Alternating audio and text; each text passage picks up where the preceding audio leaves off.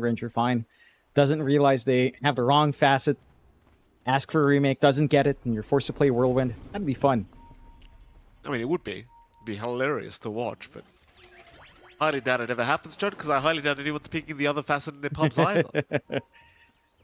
You get No some option. crazies who watch too much YouTube, you know? Not pro players, I think, John. Hopefully. I would hope not. Well, if they want at a the very meme. least. Here we go. It's going to be a 5-man smoke here from Gaimin Gladiators. 30 seconds to Nobody's really around, though, from LGD. LGD currently just hanging by the Radiant jungle. There'll be some deep wards placed in the Radiant triangle now, so they will at least keep vision over any kind of stacks being made here for LGD's end of things, but it doesn't really appear like we're going to hit a level 1 team fight. Though Gaimin, they are still hanging around this bottom side now. They have rotated. Echoes gonna show himself for the Sand King. So will PYW, but they'll just place the cogs down. It'll be a nice, easy kind of bounty rune pickup here for the side of LGD. And ultimately, it is still going to be a 2-for-2 trade. So nothing really to write home about for either side. As of course, we do start with the mid lane, where you are going to see Echoes on the mid Sand King against Quinn on the mid Necrophos. And I'd imagine, even if mid Sand King is pretty busted right now, Quinn should have a decent advantage.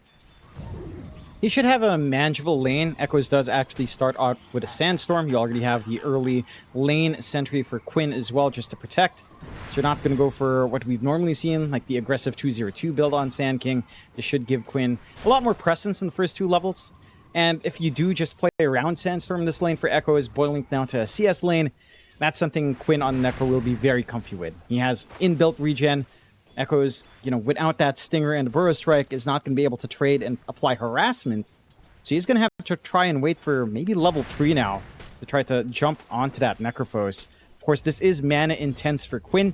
He's going to have to try to juggle around with that CS and maybe get some regen on hand just to sustain true. But as long as he's finding the creeps and denies, Necrophos should still be fairly happy overall in this lane, for sure. And of course, those side lanes as well. You're looking at top lane where you've got Dyrachio and Celery against PYW and you. Seems like it should be a pretty manageable lane for Dyrachio. I highly doubt there's too much issue here for the Ursa. Now, if anything, Celery should be able to save anyway with the disruption, but we'll wait and see. I mean, you do have that cogs into the Trample combination that can be pretty devastating to play against. Bottom lane, Ace. Bit of danger. Is getting slowed up and is going to die. Shiro able to secure first blood on the Troll. Very nice start here for the side of LGD. A little bit rough going for Ace. Does go for the level 1 Atrophy. Can't harass out with a Firestorm. Just very passive in the first level here for the Underlord, which is somewhat to be expected. You're not really going to go for a rundown with a Wind Ranger on hand. Heck, they're getting dived a little bit under their tier 1 just a tad bit. The damage out from Y with the Liquid Frost and Dual Breath cannot be underestimated whatsoever. Again, a slower lane for Gaimin. Your trade potential with Wind Ranger is a lot harder to find. No Wind Run value point as well for Tofu. So it's not like he can try to poke out, bait out some spells from Y. He's just going to have to try to soak up. Hit level 3, maybe 4. The lane becomes a lot more manageable at that point. But for now, a very free lane for Shiro to keep that build up. Yeah, it should probably remain that way anyway for the Troll Warlord. I don't think there's too much in the way of slowing him down. Probably why they picked it up in the first place was just the lane domination Shiro can have on this hero. Mid lane, still pretty even affair between Quinn and Echoes. The Echoes trying to be a little bit more aggressive. Quinn giving him back the harassment, but of course that Sandstorm making it a little bit hard, and Echoes did successfully manage to get rid of the sentry that Quinn had placed by the mid tier 1 tower. So the Sandstorm will continue to be very annoying here from Echoes, and sadly for Quinn, there's not really too much he can do about it. No. He does need a sentry just to get the harassment back, and again, with the levels up for Echoes with a value point in the Stinger, now at level 2 at 4, he can start to walk up, just apply that free damage out, not much. Top. Again, the Necro can really do top. Yeah, Dyrachio, a lot of danger. PYW looking for the cogs, but unable to get within range, so Dyrachio will successfully get his way out of that one. That cogs trample, it is again very scary to have to play up against, but so far LGD unable to land it onto Dyrachio. It is a little bit Meanwhile, less comfortable for bottom. yours to farm. Why in danger now? Why about to drop? But Tofu is forced to run away as Shiro is forcing the back on the troll. And it seems like Tofu just about to fall, barely surviving. It's a beautiful power shot. Yep, you're dead. Was that was completely blind? I'm pretty sure from Tofu. Yeah. No vision in the area. No D-ward earlier on. Just a nice little pickup. And I was a little bit surprised that Tofu's getting so much out of this Wind Ranger with a Shackle power shot. No value point in Wind Run. Again, makes it really awkward to try and trade. But is still winning out anyway. Finding those opportunities. Now that you have the levels up on Ace, there is a lot more play going 1-1-1. You can have some hold. You can cut off some of that counter aggression on LGD. Especially as Shiro starts to run out of mana to maintain the axis. Still, as long as Wise topped up, Liquid Fire Dual Breath can do a lot of short work.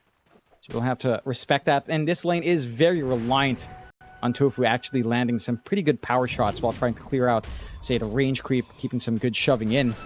And you have to be consistent with that. And you can't always rely on the Pit of Malice to connect either.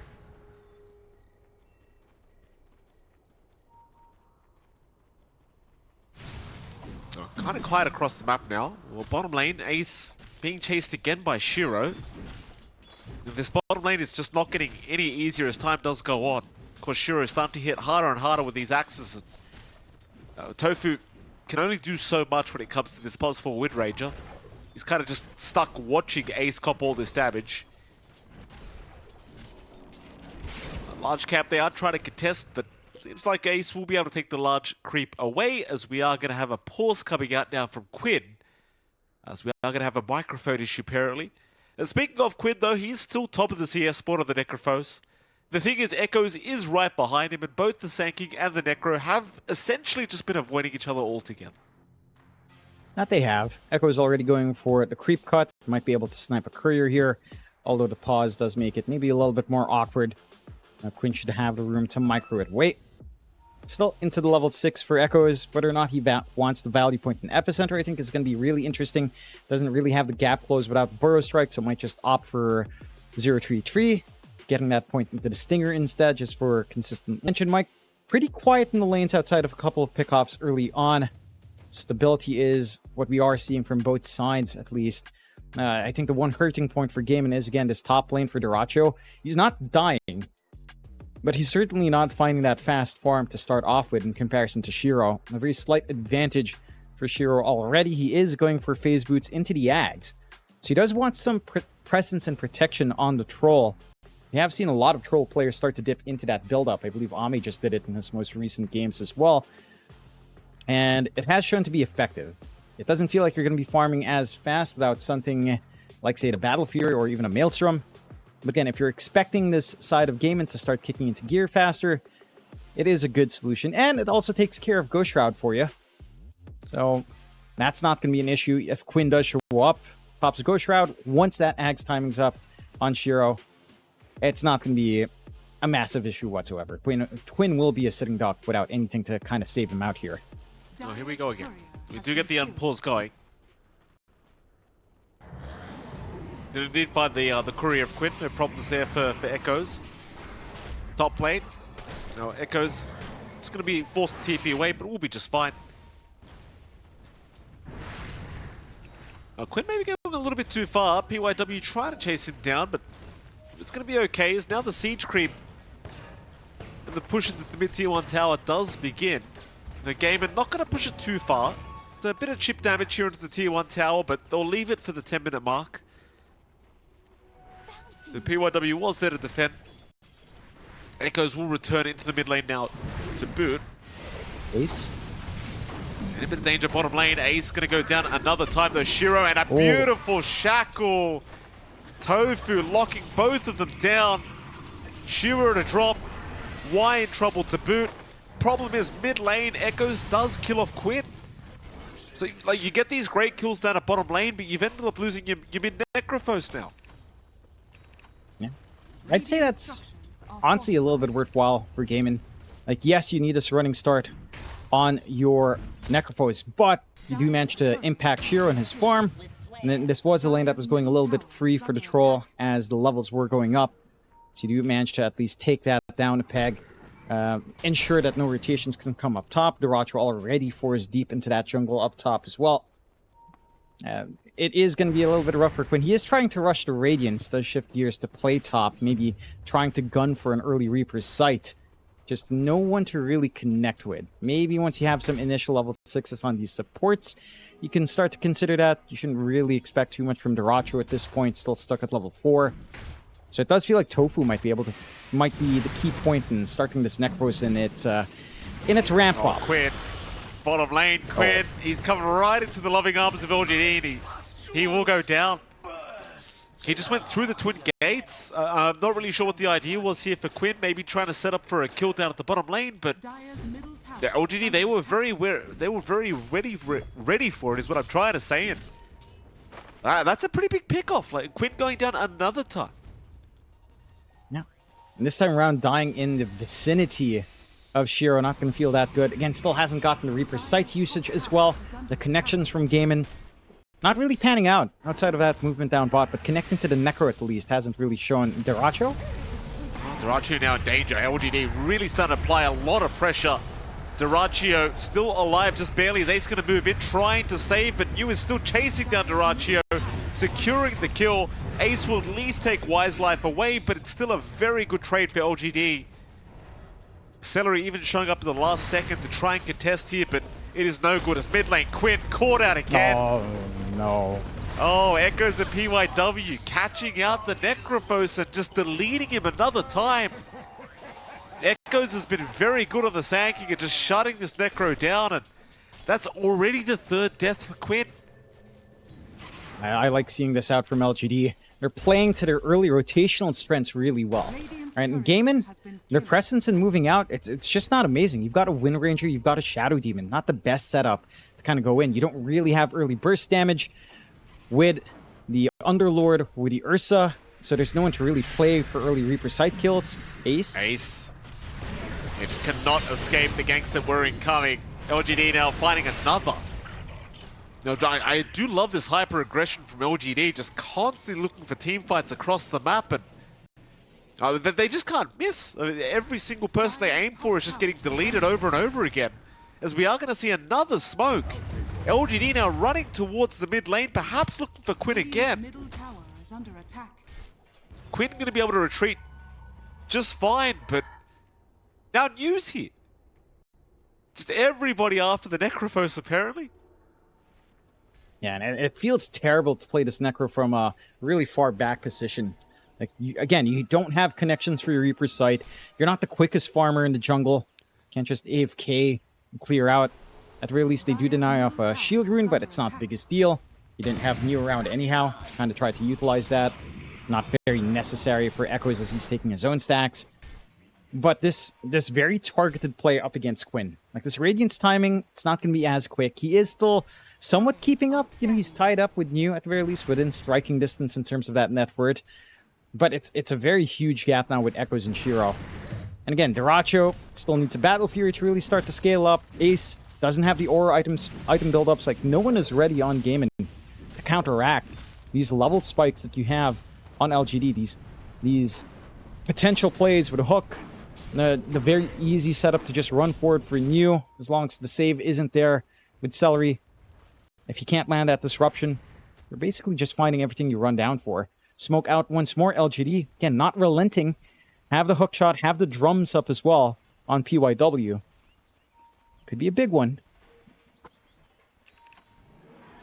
Echo's been very good again. Like, it's every single time he's got epicenter of cooldown, he just starts moving towards his team. As Pulverize already out from New to set up. Dota2 trying to run away. Echoes does cancel off the epicenter for now, but Dota2 showing up again, does get caught here by the Sand King. Celery will save with the disruption for now, but for how long? Tofu's also been caught out of the Wind Ranger. Quinn at least able to kill off New with the Reaper Sight. In fact, they even found Echoes. Alrighty. 2 for 3 trade in the favor of Gaimin. Dota2 surviving all of that.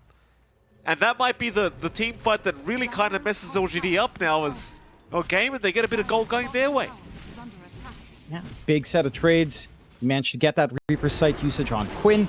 So he's starting to bounce back a little bit more. So we're taking a look at that replay. A little bit fragmented. Again, if Celery's around with a save, that gave enough space for Dota to just reposition. They're forced to go into those supports. The hook shot, not quite on point from PYW, blocked off by his own teammate. It just provides many more opportunities. Gaimin come in at the right moment. Although, Celery? No, he's going to die.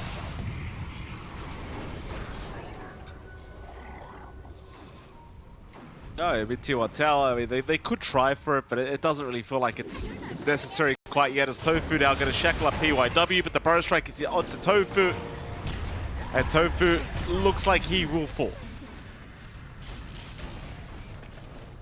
Yeah, getting some early push now from Shiro as well, as the Troll can do with a max out Fervor. Should make short work for this mid-tier 1. And despite those trade losses earlier, again, if they manage to split Gaimin as well, not much you can really do about that in Gaimin. Quinn's not going to be joining in until the Reaper site is back up, but he should be having his Radiance in short order as well. So there's more presence out now for the Necro once that timing is lined up. Still 900 gold away. A little bit more waiting to be done from Gaimin. But that will align with the initial auras from Ace. Rushing the pipe this time instead of mech. Wants to block off a lot of the magical damage that Echoes and Y is starting to pump out here.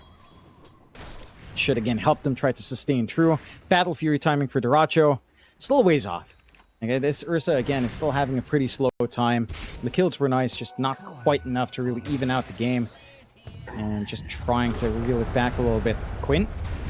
Well, caught. Hookshot's going to land as well from PYW, and Quinn another time does die. Ace was trying to come in with the feeds game, but Ace has also been caught out. Bottom lane, Y will secure that kill. They are looking for a little bit more now. Celery also caught in the Shadow Demon, might just be set to fall as he does to Echoes. The aggression, again, just continues from LGD. Now 3 down for Gaimin Gladiators. And suddenly LGD, they've got a 7k net worth advantage. Oh, Duracho. Ice Path's going to land. He hasn't got the enrage off yet. He'll hold out for now. Pulverize will be thrown out, though, not caring about the enrage whatsoever. Is Duracho trying to fight, but will go down. This mid-sanking again is making life absolutely miserable for Gaimin Gladiators. It just feels like there's no need to slow down. Like, just having Sandstorm and Stinger and Burrow Strike, it's more than enough. And it is. The epicenter is just a little bit of a bonus for Echoes at this point. Again, you're already getting some early activity out from Shiro with a full Ags. Is free to join in across the map. LGD are really fragmenting Gaimin Gladiators nicely. They're taking these fights away from the objectives, so they're not able to translate it into, say, pressure onto the tier 2s, but it's relatively early to kind of consider that at this point anyhow for LGD. Instead, it just takes away this potential for Gaimin to get that successful counterfight in. You know, the one fight we saw Gaimin take was because it was right by a tier 1. Now, all of these fights are right away. No tier 1s left to TP2. Map control shrinking. Quinn still being watched by New. He's going to get jumped, Quinn. Caught by the Pulverize. Celery will save with Disruption, but now Shiro's going to show up.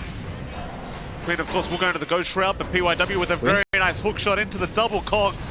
Quinn, Reaper side that on Shiro, not going to be enough as Quinn is down. So is Celery. Onto Ace they'll go, though Shiro maybe diving a little bit too deep here with the Battle Trance. Will end up dying. But they are not relenting here, LGD. They're still looking for more. In goes Echoes now, jumping in onto Ace, looking for another secondary pickup, and they do get it. Ace is down. Tofu will run, so will Duracho. In fact, they'll try to fight Echoes, but they can't do it. Not right now, they can't. Not even underneath their 2-2 tower. It's like Tofu will drop. Duracho is still running in circles trying to avoid LGD. But Yu is not done yet. He wants more. He'll find Duracho. Onslaught will connect. Duracho trying to fight back, but there is no hope in hell for this Ursa as he does drop another time. My goodness.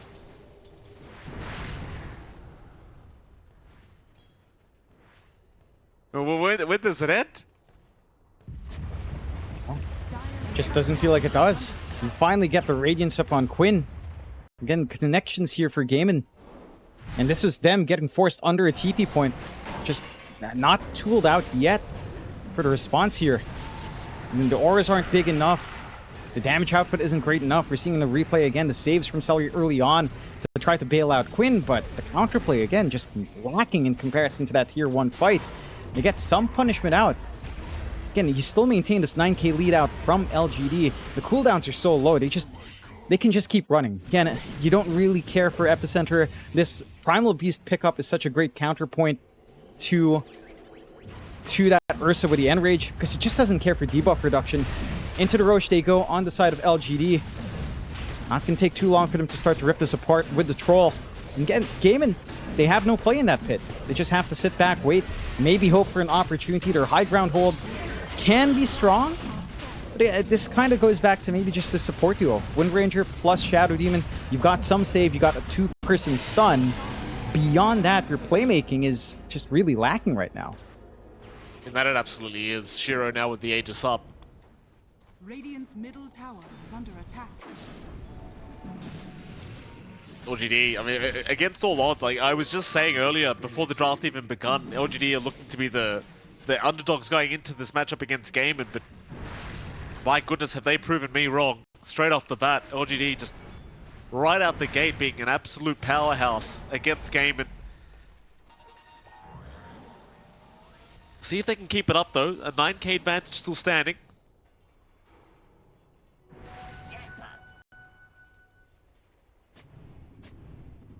LGD.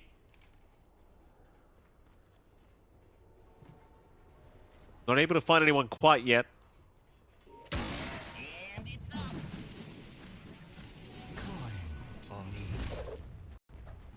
Echo's going to reveal himself in the mid lane. Radiant structures are fortified. Meanwhile, Shiro, he just starts on the bottom tier 2 tower. Like he could not give a crap, this man. He just gets right started on that tower and... Well, actually, he does back off for a little bit, waiting for the next creep wave, but it doesn't really feel like Gaimin are intending on trying to defend whatsoever. I think they completely understand they're just going to let this one go. Radiant's top tower is under I doubt LGD will be going high ground anytime soon anyway. Probably not, unless they get like a huge team fight, but respawns are still fairly short at this point anyhow. For Gaimin, the only way you see them coming back is if these auras start to come back in for Ace. Like say you get this full Guardian Greaves, you hit your talent spike at 20, it's pretty far off. But if you can kind of hit those points on the Underlord, burst damage doesn't become an issue, and then you just kind of bank on Duracho trying to use this map space. Right, he's going for the BKB, he has the Battle Fury, he can try to catch up and farm. My concern for Gaimin, and we have been seeing this as an issue, again, the lack of playmaking is going to be consistently an issue here. Your lack of burst damage to just instantly try to burst with Reaper's Sight isn't quite there. Tormentor going to be taken by LGD, no problems here whatsoever. And they managed to catch one out here. Duracho dies to the Tormentor. He dies to the Tormentor. All right, well, well that's one way to do it. Nevertheless, I mean, Duracho is down for 30 seconds. So another opening now for LGD to just do whatever the hell they please. And that might end up meaning a mid-tier 2 tower. I mean, LGD, even with Duracho up, probably not very afraid anyway. Let's be frank, John. They're going to find another. It'll be Celery to go down here on the Shadow Demon, and LGD, they are indeed looking at that mid-tier 2 now. Yeah, no concerns for LGD. Looking Yeah, at and the big spikes for Gaimin is still far. Hookshot was up in 3 seconds. Oh, PYW. Oh, that's... You know what? I must admit, as a Clockwork spammer, I've never thought about doing that. That's clever. That is clever. That it is. That's him thinking with cogs there for PYW. Has Very the hookshot off. I mean, you know, killing off Ace, I don't think it even matters at this point. Again, he has Pipe, no Guardian Greaves, no Crimson Guard, no Atrophy Aura talent yet. So the damage, it's just flowing. No matter what, when you're running into any of these heroes anyhow from Gaimin. Last outer tower falls. No defense from Gaimin Gladiators. Their tempo draft never finding its tune just yet. Again, the quickest thing you can see coming out is this BKB timing of Quinn, maybe the BKB timing of Duracho, if he manages to find some room. I don't know if that's going to be enough. That's the concern.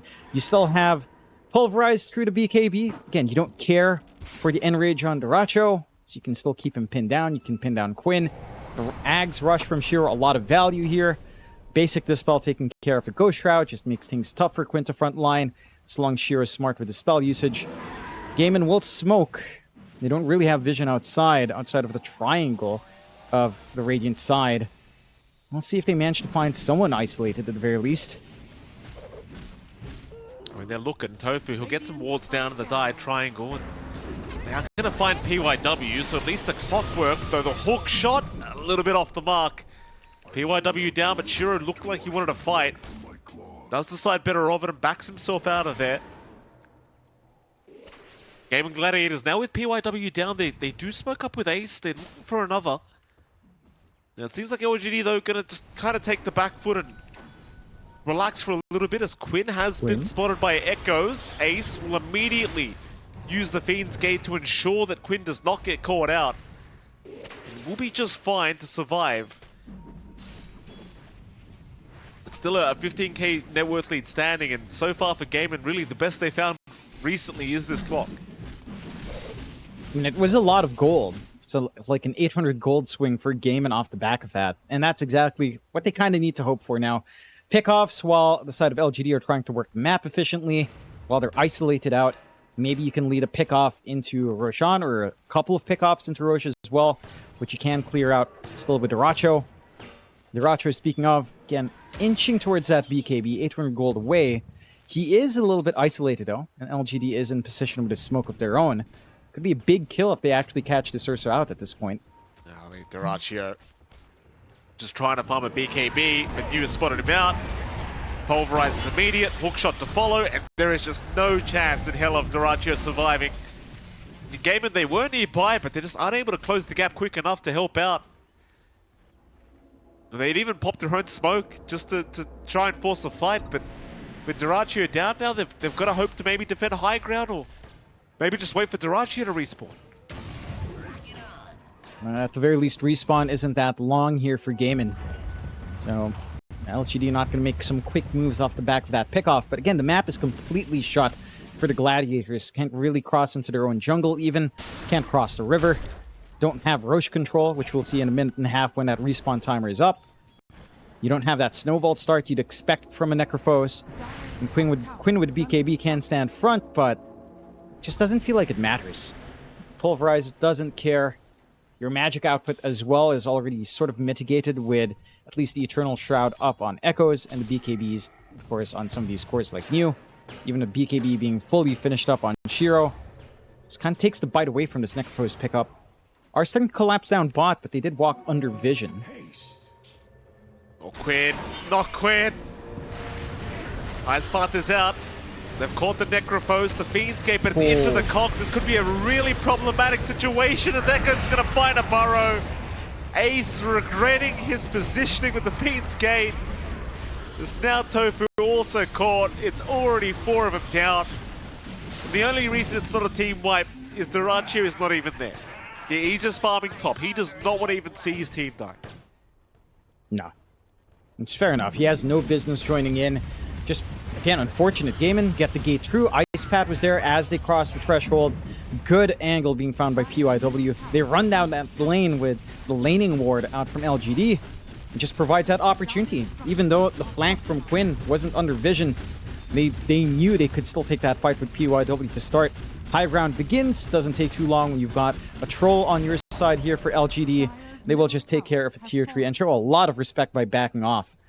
Mind you, LGD, I mean, they still hold on to all of their tier 1s at 26 minutes in. They do have Roshan to play for, and it is a quick respawn. It is back up, scouted by the Flare. Probably just take that safe objective with the Aegis Cheese at Roche number 2, and think about a full high ground committal after that. For the side of Gaimin, I mean, again, you've got the BKB for Duracho flying in. He's got his blink coming through in a lot of time left, though, until that's done. The tools, I just don't see the tools to get this done outside of pickoffs. Roche begins. No contest from Gaimin. Some time to farm. I just don't see any quick items that fixes this. Well, that will be Roshan gone. No contest here from Gaimin.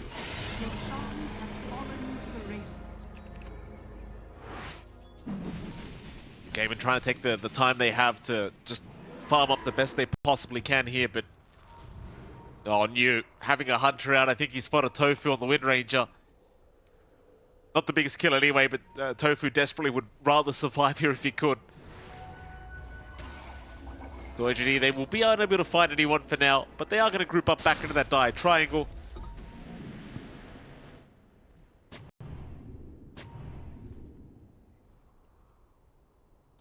But they are still on the hunt. Like, Gaimin just forced to run all the way back to the base because even just none of the map is safe. No. Against his Primal, against his Sand King, like, there's just too much presence across the map.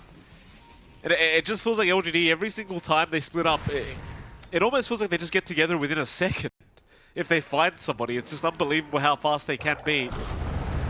As New is still hunting down Tofu, they are going to scout him out with a rocket flare. Yeah, but Tofu is still just wind running across the map, being an absolute nuisance. Through the twin gates now. No, he's caught him this time. He's got him. Tofu, Shackler, gonna delay things even more, buying a lot of space for his side. Gleipnir gonna cancel off the onslaught, so Tofu gonna continue running. And this is a lot of space creation here from Tofu. The problem is it doesn't really feel like anyone from Gaimin's finding any farm while this is happening. They are all just sitting in their base anyway. So even with three heroes chasing Tofu, they just don't feel good. I mean, there's just no safe area. They don't have forward vision anyway. Map is still relatively dark. They only have this one lane ward down mid. They don't really have the room to safely walk around. And it's just rough right now for Gaimin. And they've got some item spikes. The double BKB still set to go, unused so far from Quinn and Duracho. You've got the full Guardian Greaves on Ace, which can help out with that Guardian Aura. So again, the burst play might be a little bit harder to find for the side of LGD. I just don't know where the control comes in for Gaimin. Like, you're stuck relying on Pit of Malice, Gleipnir, and Shackles. You kind of have to net all of that together, chain them really well to maximize your control, and hope you can try to burst someone down in that interim period. When you're 26k behind at 29 minutes in, looking for that burst play is just... it feels impossible. Very limited options for Gaimin. Full Bloodstone out for Echoes, though. LGD, again, in a very strong position in this game. All of their tier 1s still healthy. No one can split push into the objectives. Age is still up for 2 minutes. They can just look for the high ground now. Amp damage rune on Shiro as well. Really nothing to be scared of at this point. Mid lane jump is there. Echoes finding Ace already. The Underlord trying to get away. He's already pretty darn low. Duracho, they're going to jump in to save the life of Ace for now, as Echo's jumping in once again with the epicenter, trying to fight back as Gaimin dropping low, need to get the hell out. They might need a reset. Duracho, he's out of gas, he is down. Shiro will take him out. Now Quinn being targeted here by the Troll Warlord, but they are going to buy back on Duracho to allow Quinn a way out. Shiro now maybe diving a little bit too deep, should lose the Aegis, but still holds on. They cannot take out the first life yet of Shiro. Echo's jumping right back in with a burrow, and now the Hawk shot. PYW, he's onto the Ursa. They've got Duracho another time, and he is dead. No buyback available. That was the dieback here from the Ursa. This Quinn also buying back, but looks like he might be set to fall to boot. Barely gets away. LGD, they are retreating, but the Fiends get out from Ace from the backside, trying to lock them down. So the Ice Path from Y gonna make it hard, but the Reaper Scythe will take down the Jakiro. This PYW also being left behind, will go for the TP out with the jetpack and does make it. The props to Gaimin. They do hold on to that mid-racks, only losing the T3 tower, but it does cost them quite a few buybacks. And it does. You get the dieback on Duracho, forcing Quinn to buy back as well. I mean, holding racks, it is a pretty big deal for the side of Gaimin. They do get a lot of net worth off of those buybacks. Overall, very big boon. LGD, maybe, you know, going a little bit far. Not like the cooldown in Battle Trance allows you to play that far forward for Shiro, but they did smell blood in the water. You can't really fault them for that. Just timely buybacks. Everyone's dropping low. We still have some output. We can see the effect of that in prolonged fights for Duracho. If he's allowed to just hammer onto someone, can turn it. And rather unfortunate for Shiro, his Satanic just wasn't quite finished up. If they waited like maybe a minute more for the Satanic gold to be fully finished up, maybe 2 minutes, considering he got a lot of kills from gold from kills, with that secondary pop of HP for the troll, things could have ended up maybe a little bit different here for Shiro. Courier dies as well, as he did have enough gold in the middle of the fight. So Full Satanic stalled out for a minute 40, which is some time for Gaimin.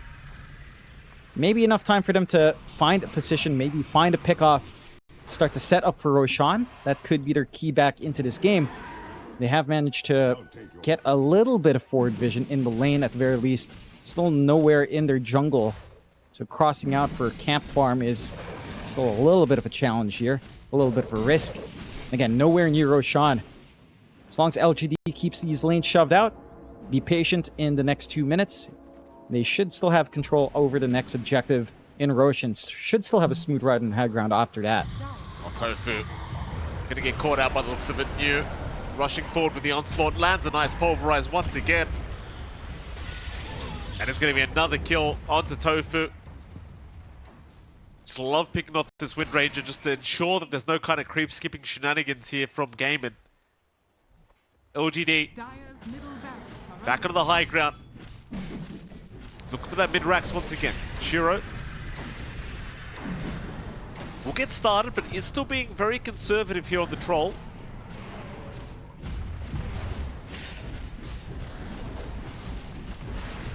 Worried about Echoes, the epicenter, it's being channeled and he's found Ace already. The Underlord dropping low, he'll pop the pipe, but he's in danger and he is down. Ace does have buyback. He'll hold out for now, they'll just let the mid-racks fall. Gonna be your mid-racks gone. LGD now looking for a little bit more. They'll head up to the woods at top tier 3 tower. Burrow strike again, Echo setting up perfectly into the pulverize of New. They've caught out Duraccio. He'll be able to enrage and walk out though. He's okay for now, but a lot of BKBs were popped. There's now the jump is in on to Celery. That'll be the Shadow Demon down. Back towards the top tower they go. Keep in mind, throughout all these fights, Shiro has not been forced to pop battle tracks. So he still has it ready as Quinn caught, hook shot out, PYW locking him down and Quinn is gone. No buyback for him, that was a dieback. Buybacks are committed by Ace and Celery, but obviously it does not amount to their Necrophos surviving another day. No, they might need a little bit of a quick reset here on the side of LGD. Not the healthiest, and they will play conservatively for now. Pop the Satanic and Shiro can frontline once more. Still has that battle pants, as you mentioned, but no BKB. So some opportunities for Gaimin to find, although... Ace, again, caught by Burrow from Echoes. Jump is there from you, just no hesitation. Duraccio down. And Gaimin, they might have to start thinking about calling this one. It's Ace and Celery, both will drop. The GG is called. LGD. I mean, again, John, I want to say I'm quite surprised by the performance here from LGD. Obviously, our viewers, the predictions were saying that they were believing LGD were able to pull off this victory. I was not predicting that, but I think LGD with the SF might be more interested in trying to force a fight. Be a bit of a wrapper out here from LGD, down towards the bottom side. Already wards placed here by Celery though, so once the smoke does break, it'd be pretty obvious where they are located. It seems like both sides are just going to sit back for now. As you mentioned, their level 1s are pretty awkward to play into. It is a little bit scary from LGD with a Shadowmire, like you said, and even just dual Breath can kind of ruin you. You fully commit. Play it safe. Good early obs from Gaimin, not just for these runes, but to watch rotations down the line. Watch for even PYW going in for creeps can be spotted on these more awkward camps further away from lane. I'm really curious what Celery can get done. And he does go for the stat here, Convert. He has that early mana burn to play with. That could make it annoying to try to sustain that lane very early on. Heck, he could just try to camp it mid and constantly drain out Echoes. Could be one way to play it to make the Shadow Fiend lack some presence.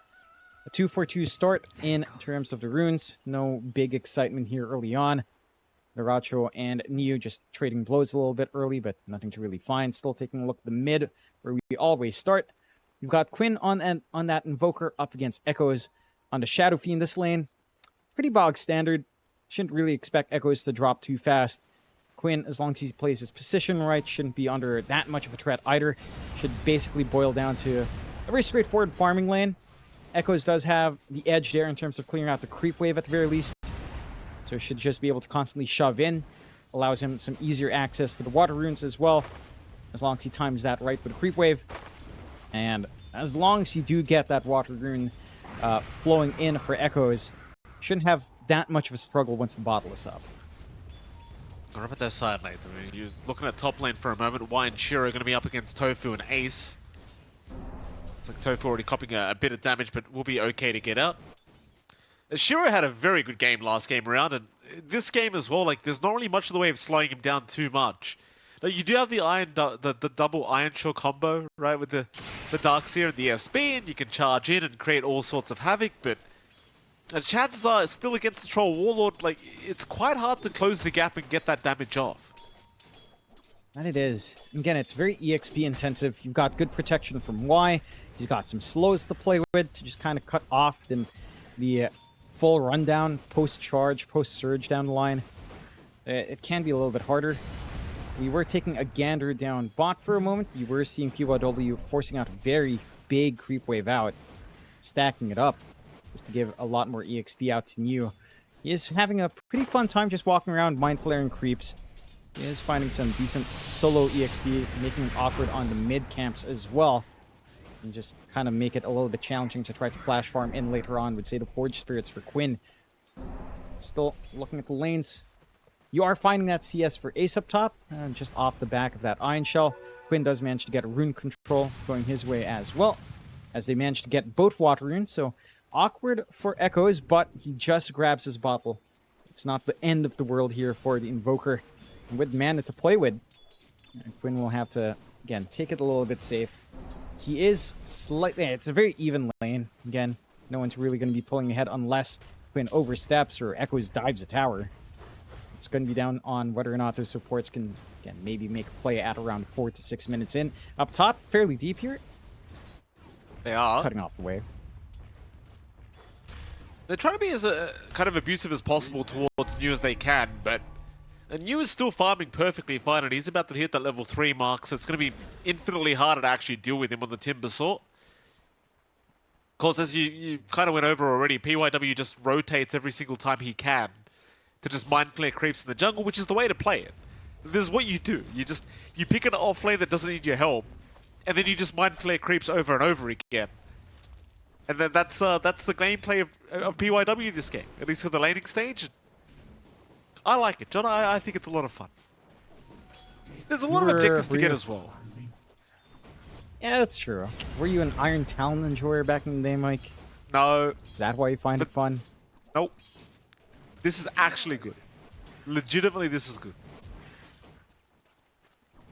When Iron Talon was just a grief. I hated that crap so much. Yeah, but this is conceptually not too far off. The only difference is you actually have runes that you can pick up. Yeah, I guess if Iron Talon was still here, you could do the same thing and still grab runes, you know? You could take that LC into the jungle. The classic, Mike. I suppose so. I mean, it kind of goes back to the fact that PYW, like, on this Nyx, like, it's such a bad laning stage kind of hero. Or mid lane, Quinn. Speaking of bad laning stages, might be going down, and does. Y able to secure the kill on the Jakiro. But this is already the start for Quinn. Like, last game around, we saw Quinn go down quite a few times as LGD were doing some fantastic work just focusing on that mid matchup. And we're seeing it once again. Yeah, they already saw the early charge committed from Tofu. They knew there's no counterplay. They had PYW constantly tracking out Celery as well. There's just no way for you to counteract. And the damage output from Echoes is substantial. They, again, did manage to block the water runes at least. No bottle top-up for Echoes with any TP in. So that is one benefit. No mana pool left for Echoes to spam out. Does have a clarity at least to help recover. But you already found what you wanted. You get that early level spike. You are still camping mid. Tofu's body blocking stacks. There is that to play with. Yeah, but Tofu might die because of this. Like, he has charge available, but it's going to be cancelled immediately. And Echoes is going to be able to claim a kill anyway. So you block the camp, but you end up giving a bit of extra gold to Echoes anyway. I'd say LGD probably still pretty happy with that kind of exchange. That they are. You know, it's another Necromastery stack past 20 with a hero kill. Echo is going to be feeling fantastic. They've got room to play around the map now as well. I don't know if they fully understand that the ward was dropped behind the cliff, so there's some charge potential down the line there. But, again, so far, 2-0 start. LGD, side lanes are going well. You're getting free farm out here for Shiro. In a solo lane for Darkseer, without the Spirit Breaker on hand, without rotation. Still fairly comfy for Shiro, although...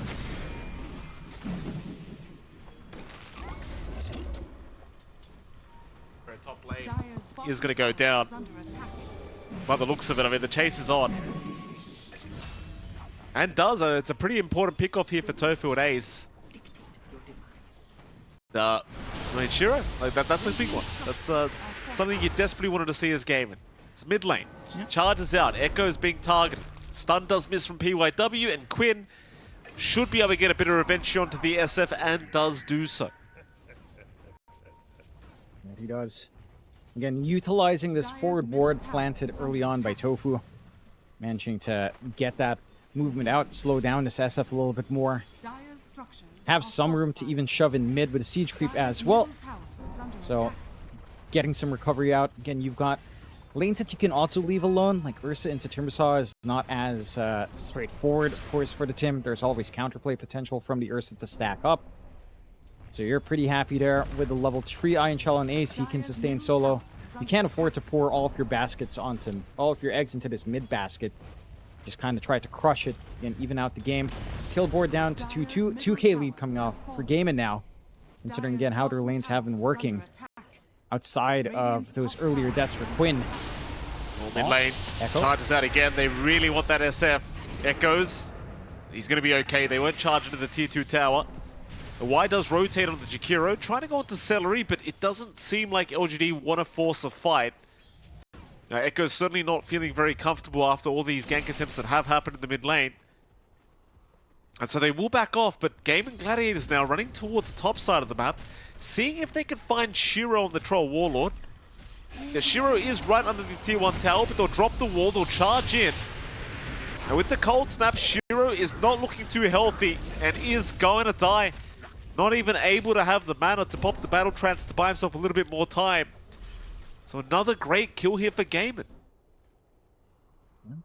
Again, just starting to play as a unit. They've got a lot of play in comparison to game 1, with Tofu being on that Spirit Breaker. Heck, even just having Quinn on a mid that doesn't need as much farm, just EXP. Has the earn up, has 2 charges off that kill. Going straight for the Vessel. Still playing around this mid area as well. Is spotted under the sentry at least, but... They are not leaving Echoes alone at all. Charge, this time going to be committed by Tofu into the tier 2 tower. They'll force the fortification out. Quinn dropping quite low on the Invoker. Gets hit by the Spike. Carapace and PYW will claim his life. As now Celery going pretty deep himself will be punished by Shiro. Gaimin, I mean, you know, they tried that a couple times, and well, this time around, not only does it not work, but it costs them quite heavily. And it does. They're also looking up top. Ace. They have found Ace. Surge is on cooldown for 13 seconds, so it's going to be quite a while before he has that available. And it looks like with all the slows incoming, a nice vacuum, a nice cyclone, and in fact, Ace is going to survive. LGD unable to quite finish off the job. It's a lot of commitment out from LGD to try to get the chase down. That does force the response out from Quinn and Celery. They're not soaking up any lane themselves, but you are getting room out for Tofu to scale into that level 6. You're still getting a pretty free time for the Ratro bot. Much better story for Ursa in this game too compared to game 1. And after all of this aggression, LGD still hasn't taken care of the obs wards. You still have that. Wise Courier sniped out by Quinn as well. They do have some cheeky wards to watch dives into the top tier 2. Watch some of the movement from the aggression of Gaimin. But you're inching closer to this timing for PYW. Like, he is about to hit 6. He's got that scuttle. He can scout very fast across the map. Start to identify some targets for LGD to play off of. Let's see if that's something they'll do here on LGD. Doesn't feel like you're fully ready to kind of play off the back of that yet with your cores, though. And you're just going back for the Ags here for Shiro. You're going for a very fast Yules on Echoes in comparison to, like, Blink Kaya. He does want some defense from the charge, from all the debuffs, chain control Gaimin have been trying to apply. They're still waiting for New as well. Again, full defense build, Eternal Shroud instead of a fast Kaya for burst. So everyone else expecting Gaimin to start running down at them, trying to mitigate the presence of that early on. But for Gaimin, again, 3-4, 2k lead coming out for the Gladiators so far. Spirit Vessel now flying out for Quinn. Even more presence out from this Invoker. They've got a lot of room up top. Just a free tier 1 to take. No defense out from LGD. We'll see when they do decide to play. And you've got that Vendetta already on PYW. No Dagon for the burst yet. But if they can connect with a core with that scouting potential, can start to give a little bit more of that aggression back. It's very deep again by the mid lane. It seems like LGD is still just sitting back and not too interested in trying to force any kind of fights.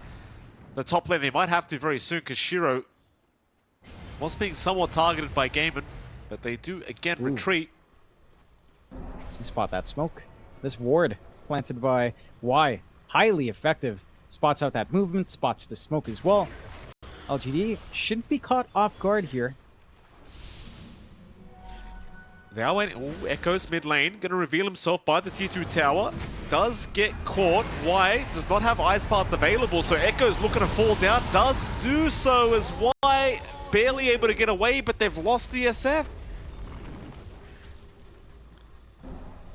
Huh. Oh, they saw the smoke, but maybe just assuming that they would not hang around the mid lane. Echo's assuming incorrect. Radiant are scanning. Danger, big charge out from Tofu, keeping up the vision here in PYW. He was also dusted up. He does have Impale available, but it's going to be pretty hard to get away from Gaimin, and he will just turn back around. Ends up dying to Ace, and that'll be another great kill here for Gaimin. Great read. Got that off a scan, instant dust. Some good punishment to stop that Nyx from, again, trying to scale up. A little bit surprising in LGD. Bit of a, not a small mistake losing that. Big mistake hanging around mid, not respecting that smoke. They did only see the Darkseer smoke. Maybe not expecting the numbers there to run down mid. Again, Gaimin, 4k lead now. They've got their aggression lined up. They've got a lot of farm flowing in for Duracho and a lot of farm coming out for Ace as well. Already set to have a good timing on the pipe. Has the mech already up and running. So, again, some of that burst play that you're looking for on LGD, not quite there. You're still lacking that full Eternal Shroud for New. Yules for Echo is still stalled out. Like, all of these cores on the side of LGD severely behind. 700 gold behind for Echoes compared to Quinn. New, a full 3k behind in comparison to Ace. Only really Shiro having some semblance of farm in this game. Again, if you play this lineup of LGD from behind, especially with the Nyx, it can feel pretty awkward. Like that issue of lack of play from Gaimin Game 1 does feel like is what LGD is kind of having to contend with now. Like, yes, this Nyx can do a lot on the map. He was getting out quite a fair bit from his lane considering the matchup. But this Dagon timing, it's going to line up with his full pipe. I don't know if you're still going to be able to burst anyone once the pipe is up. Well, the go-ahead is here. Everyone's reconnected to the game. It's certainly dire straits right now for LGD in this game number 2. I mean, I think just the very poor landing stage for LGD has cost them heavily in this game too. Like, you've just got nobody to play it. Everybody's just stuck playing a farming game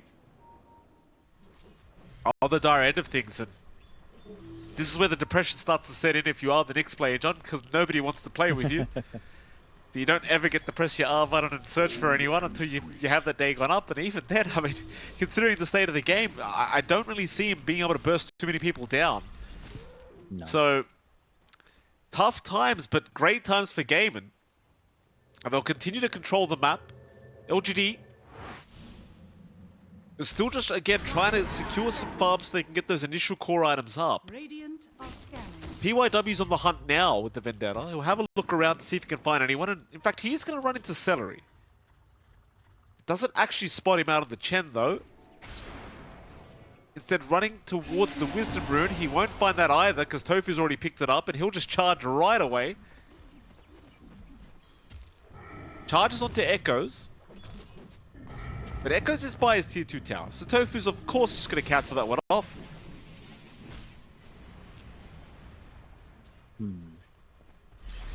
Got a big spike here for LGD with that full Yules up. So again, you have some setup for the SF. You have some save now for Echoes. Ag's timing lining up here for Shiro as well. They are smoking off the back of this. They are.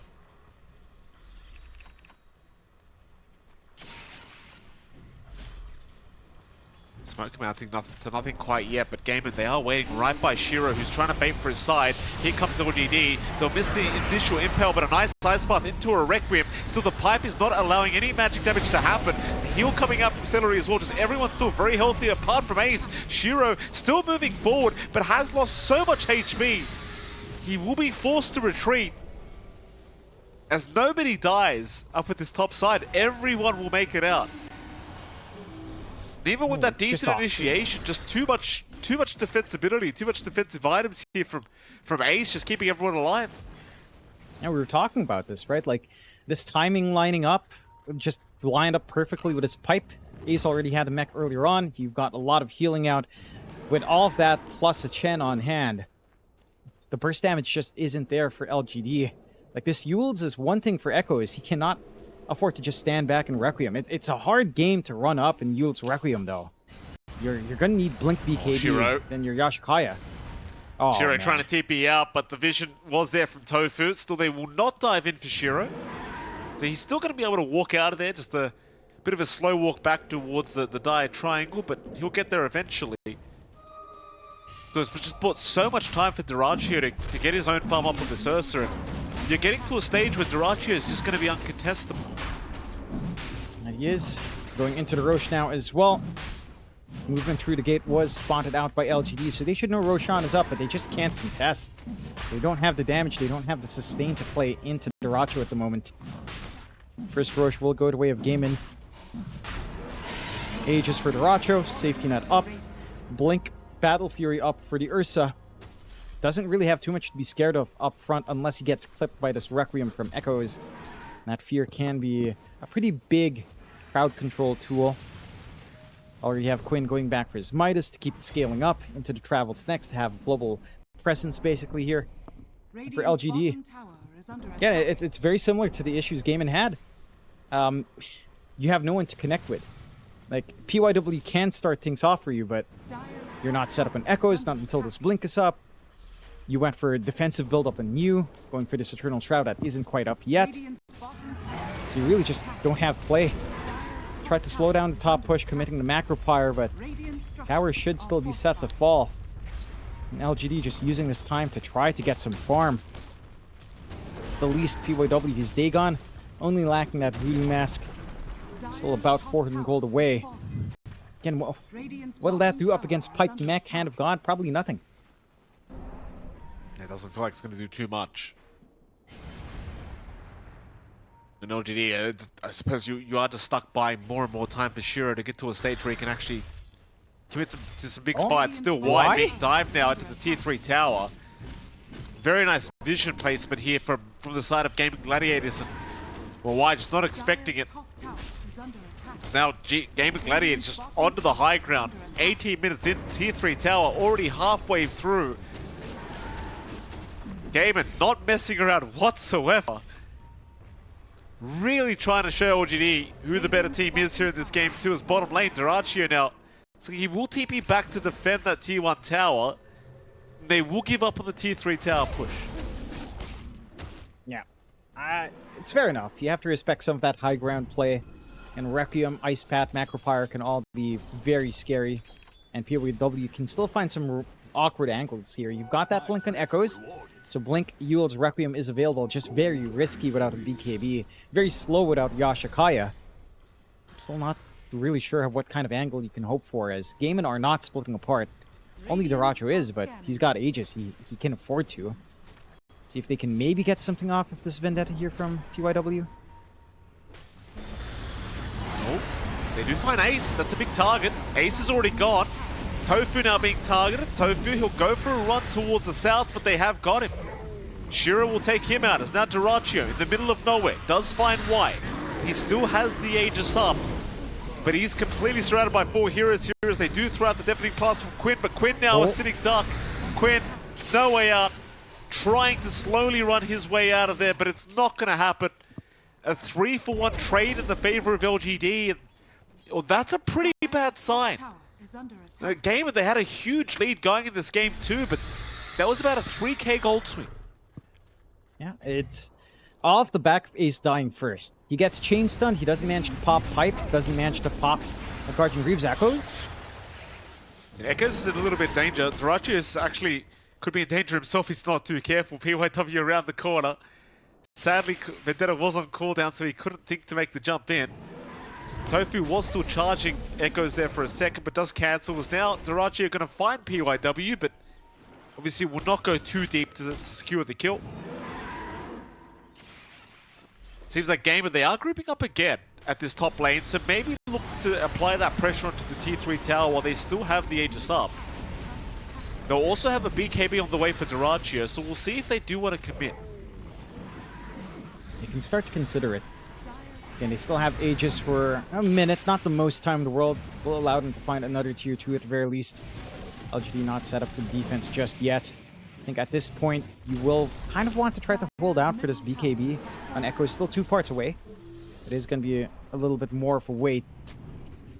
But it will allow you to get even better positioning. Start to play around the burst potential of the Requiem, not just the fear aspect.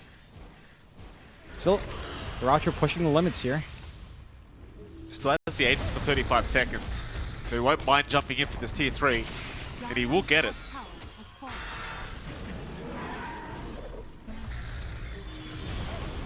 We'll jump in again, Durachio, that's a lot of damage on a PYW, but not quite enough yet, as now the Requiem is committed. Echoes try to go onto Ace again, but the Dark Seed does make it out. There's a very nice Cyclone connecting onto Shiro and Y, but there's no follow-up to it. Seems like Gaimin will retreat upon taking that tier 3 tower. The Durachio again is not done. He wants to go another time.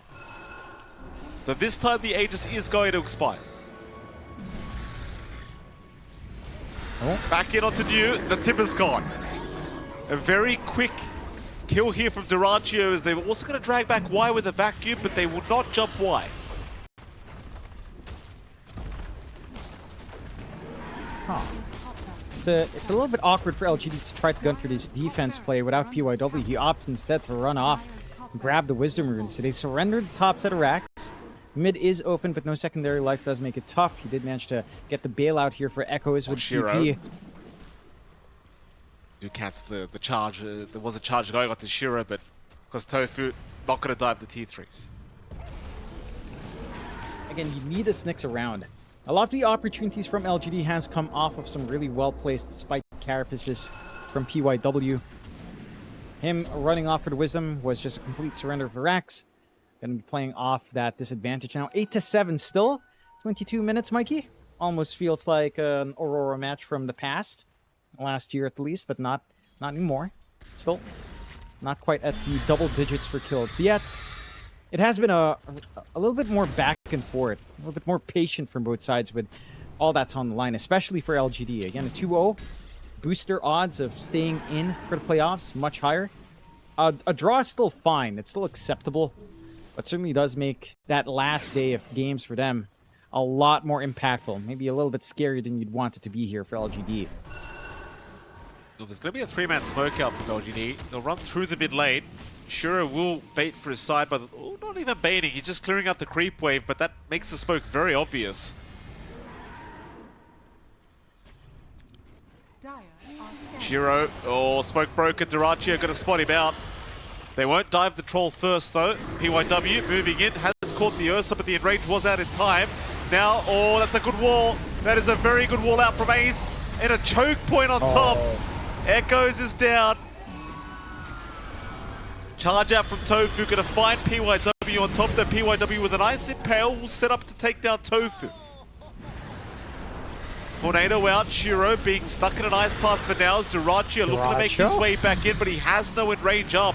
He's gonna be a little bit wary of not dying here to Shiro as now Quinn in danger, but it's Durachio in danger.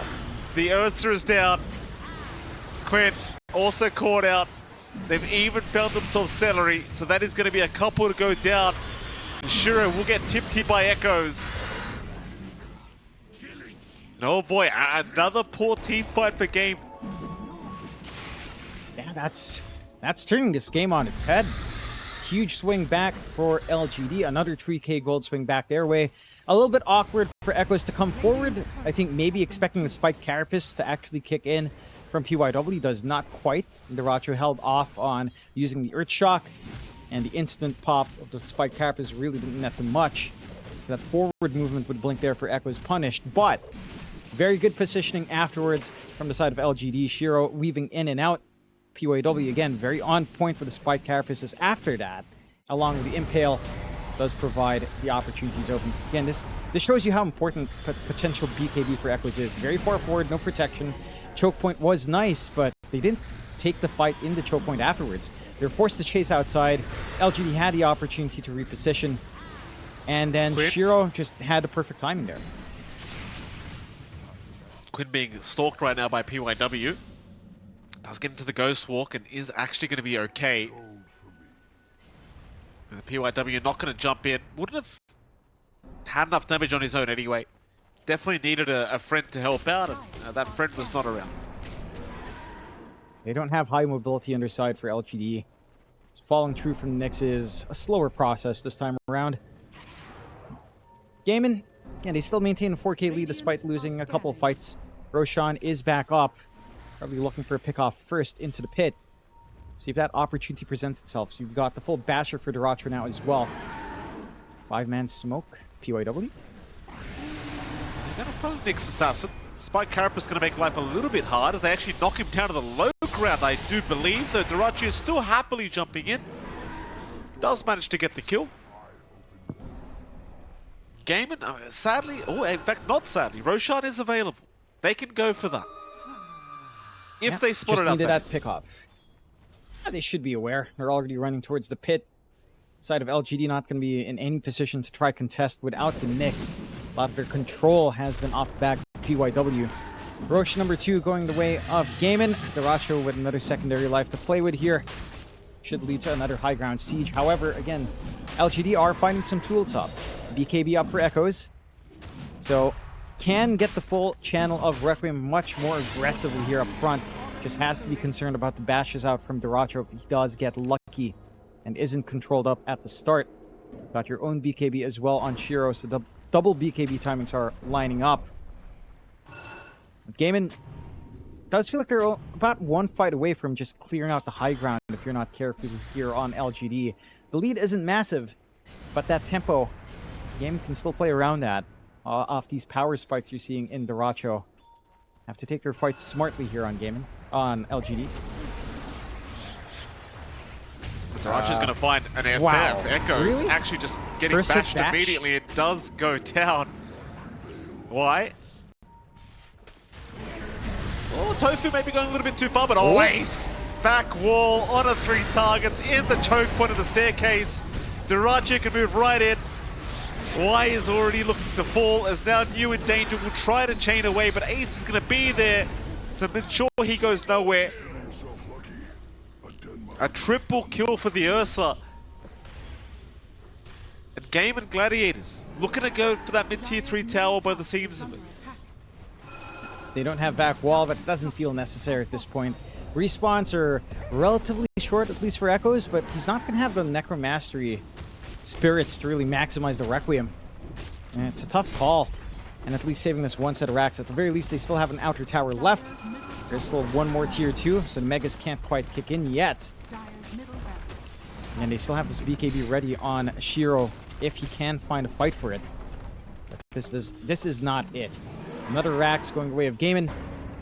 LGD at a severe disadvantage now, 10, 11k behind. Again, forcing that engagement on the outpost, costing them a ton. After Echoes was already just bashed up. Really unfortunate for Echoes too, that was his first BKB charge. Was taken away. Still, smoke out, BKB coming off cooldown. And they have to be smart with these engagements here on the side of LGD. Now in bottom lane, this could be the final team fight to come to LGD. Not many buybacks left on the map. Duracho hitting him in that invis rune. Gonna run right up to them, LGD. Do they see him? They finally do with the dust, but the enrage is off Duracho, and now the vac wall ace! He found 3 more targets. Shiro, he'll get the battle trance in time. Oh. The Darkseer is down. Duracho just kiting out Shiro that will turn back around. They might lose the first life onto the Ursa, or maybe not even. But Duracho, now locked down, does lose the Aegis. Tofu's gonna buy back. They'll move it again. Ice Path is out. Duracho locked down. He needs some help. He'll jump away with the Yogasil Totem. And now the charge back in from Tofu and Duracho jumping back in onto PYW. Wants the Nyx first, does get it, but Duracho gives his own life away as PYW gets him from the grave. Onto Quinn they'll go. Quinn also caught out and does drop. So LGD, not out of it yet. Still fighting. Another massive swing back for LGD. Almost 5k this time around, turning that 10k advantage down to 5. Inside of Gaimin, again, maybe a bit too far forward with Duracho. Once these BKBs fade, the control, the output of LGD is still to be respected. Really great kiting around of the Ursa here coming out from the side of LGD. The patience on the high ground, the fact that Duracho was just invis but no smoke, so couldn't sense anyone on that high ground as well. I'm sure you managed to taking care of Ace early again. Just removing the aura factor, removing the Vax, removing the surge saves, simplifies that engagement by a huge degree for LGD. And they just fragmented. You know, if that back wall doesn't take care of everyone with the cleave coming out from Duracho, a prolonged fight can get extremely back and forth for Gaimin. You are still in a very rough spot here for LGD, but again, you're building up tools off the back of these fights. A blink up now for PYW to reposition. You've got the Ags coming out for Echoes, skipping out that Yasha and Kaya entirely, just wants the secondary Requiem wave, which is fair, as that secondary fear just lasts forever once you have this Requiem upgraded with the Ags. You do have at least the Octarine up for Duracho, more uptime on the Enrages coming in. So, can be a little bit more comfy up front. Doesn't quite have the shard yet, but we'll work towards that next. Niu does get his own shard up from the Tormentor. And they've got the Flamethrower to push out as well. The issue for LGD, they find these kinds of fights, they can't work the map. Can't go on to tier 2s. And Roshan still 3 minutes away until we see that timer. So it just leads to more time to try to catch up. And Gaimin can network-wise really still hold that advantage at 5k, although it's not the biggest lead at 31, 32 minutes in. It is still a little bit more for Duracho and Ace to play with. LGD, for them to find a way back in the game, does feel like they need maybe 2 more of those kinds of fights. If they can get it back-to-back, that should lead to at least Roche control. And off the back for the Roshan, they can start to consider some objectives. Let's see if Gaimin, again, provide that opportunity. As it is still their game. 6k lead, map under their control, 2 racks is up. It is still in control for the side of Gaimin. It's just, these fights have been very slippery with how well LGD's been playing around that. Yeah, they are holding on. Now an Aghanim Scepter being built up on Echoes, does have it completed. Now Gaimin Gladiators looking to maybe go again. They'll head up to the bottom lane another time. Shiro very hesitant to try and farm that creep wave by his tier 2 tower.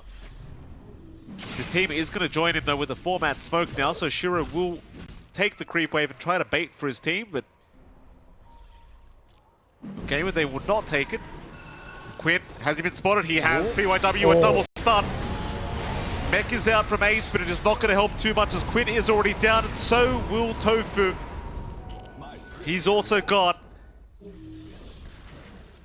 That's 2 heroes down without buyback on Gaimin, and that's going to allow LGD even more time to try and make a comeback here in this game too. And they're finding ways. PYW just so on point with the impales. They're lined up perfectly inside of Gaimin. Follow through with the Ice Pad, keeping them all locked in. And again, LGD, despite being 2 racks down, despite being heavily behind in that for a while ago, do manage to keep this game somewhat in control. The graph, though, Dota Plus, giving LGD only an 8% chance to win. So, not quite valuing a lot of these turnarounds that highly just yet. LGD are showing that bite back Echo is going for the Lincoln's Next. Will protect against the nuisance that is Tofu. They can start to set up for Roshan. If you're fortunate here for LGD, Fast Rosh can lead to some very strong possibilities, especially if it spawns nighttime here, as it will probably be, with only 40 seconds left for day. Quinn, top lane. I mean, they're looking at New here, but New actually has help around him. Quinn could be the big target. Celery going to show up with Dyrachyo as well, but LGD not jumping yet. Dyrachyo, he'll be the first one to make the jump in. Still has the Enrage available. Oh, it goes. Looking for that perfect opportunity for the Requiem, but the jump in from Dyrachyo again. He'll be used up at the vac wall! Ace again finding 5. There's where there's a follow-up though. Echoes, he's gonna go down. That's 1. Shiro chasing down the Ursa.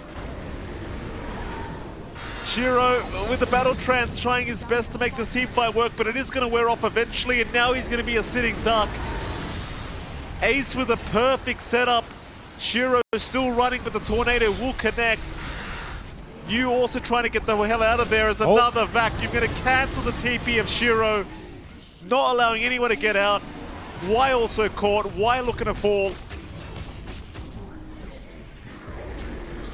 What can I say, John? This Darkseid has been popping off this game. And he is Ace. Although the vac wall doesn't actually fully connect. I think they only got 2 illusions. It still disrupted the play that LGD were looking for. They needed that Requiem to come in. They needed that fear on Dyrachyo as he commits. Not able to find it in a timely manner. Fortunately for LGD, Roche is still a little bit slower. They will still have to commit the buybacks to slow down these creeps naturally shoving in from top and mid. Gaimin back with that 11k lead off these buybacks. Back again to a very smooth position in this game. Have only 1 outer tower to worry about before the Megas will find it no problem. Inside of LGD, things are still tough. If Echoes can't get that Requiem, if they can't get that isolation play out, the 5v5 is still a lot better on Gaimin.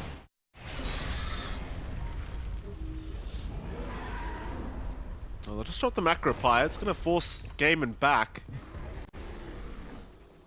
They're not going to try and force this tier 3 tower too much, as like the last couple times they've done it, it has cost them some big fights. But back to the farm game here for Gaimin, and maybe just waiting out the Roshan timer, which is actually already ran out. The Roshan is available to be taken. So Gaimin Gladiators is going to start moving on towards the pit. And LGD, they're in a position now where they just can't allow this next Roshan to go the way of Gaimin. They are going to smoke up as 5. They'll start running through the top lane to try and get towards the Roshan pit in time.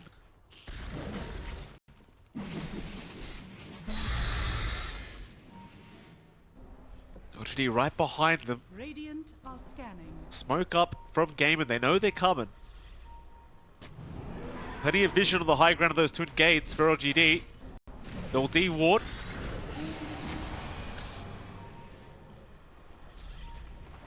LGD still very patiently waiting.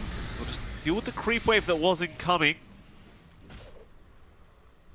In mind, you do have an Abyssal Blade now on Dyrachyo, so he could just completely burst out Shiro if he's not too cautious. Shiro going to get started on the Roshan attempt himself. EMP thrown out here by Quinn, going to remove half the mana pool of Mew. So you are playing up against a Darkseid as well around a Roshan pit, so you're going to be very cautious of that back wall again as Dyrachyo going to find way already on the Jakiro, has taken 1 down. Back wall again, finding 3 targets into the charge of Tofu. And Mew is already looking pretty dead. So Yule's up, he'll try to chain away, he misses the tree, but he's still alive. Requiem out from Echoes to try and save, but they can't get him. Dyrachyo's fine. Meanwhile, Shiro trying to fight with the battle trance, but that's about to wear off and he's been disarmed. A triple kill, they call it. GG. LGD could not make the comeback happen at game, but they will pull off at least a draw here after this game too. Yeah, very strong win for Gaimin in game 2. They take control of the game. They course correct severely from game 1, where it's a lot slower. This time around, with Tofu having the